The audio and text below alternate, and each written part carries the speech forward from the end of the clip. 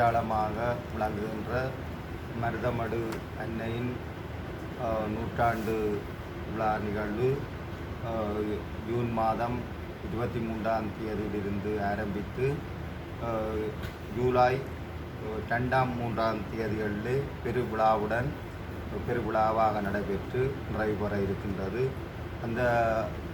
இந்த மருதமடு திருவிழாவுக்காக வருடந்தோறும் இனம் மத பேதமின்றி அனைத்து மக்களும் வருகை தந்து மருதமடு அன்னையின் அருளாசியை பெறுவது வழக்கம். இந்த வருடமும் நாங்கள்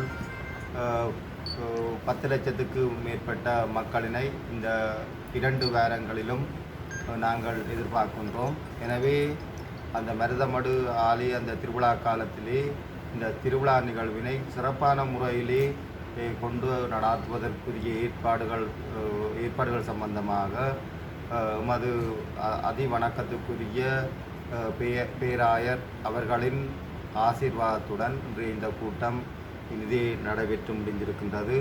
அந்த கூட்டத்திலே இந்த விழாவினை சிறப்பான முறையிலே கொண்டு நடாத்துவதற்குரிய பாதுகாப்பு ஏற்பாடுகள், அதே போன்று சுகாதாரம் சம்பந்தப்பட்ட ஏற்பாடுகள், குடிநீர் மற்றும் சுகாதார செயற்பாடுகள் சம்பந்தமாகவும் மற்றும் பொதுமக்களை இலகுவாக கோவில்களுக்கு அழைத்து வருகின்ற போக்குவரத்து ஏற்பாடுகள் சம்பந்தமாகவும் நாங்கள் ஆராய்ந்து தீர்க்கமான முடிவுகளை எடுத்திருக்கின்றோம்.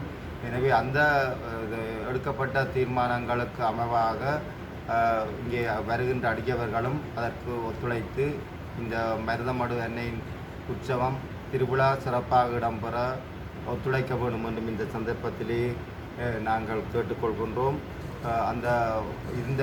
இந்த சிறப்பான வகையில் மருதமடு ஆலய திருவிழா இடம்பெறுவதற்காக திணைக்களங்கள் அனைத்தும் சிறப்பான முறையிலே தொழிற்படுவதற்கும் ஒத்துழைப்பு வழங்குவதற்கு தீர்மானித்திருக்கிறார்கள். நாங்கள் இன்றைய தினம் ஒரு ஆரம்ப கூட்டத்தை நடாத்தி இருக்கின்றோம்.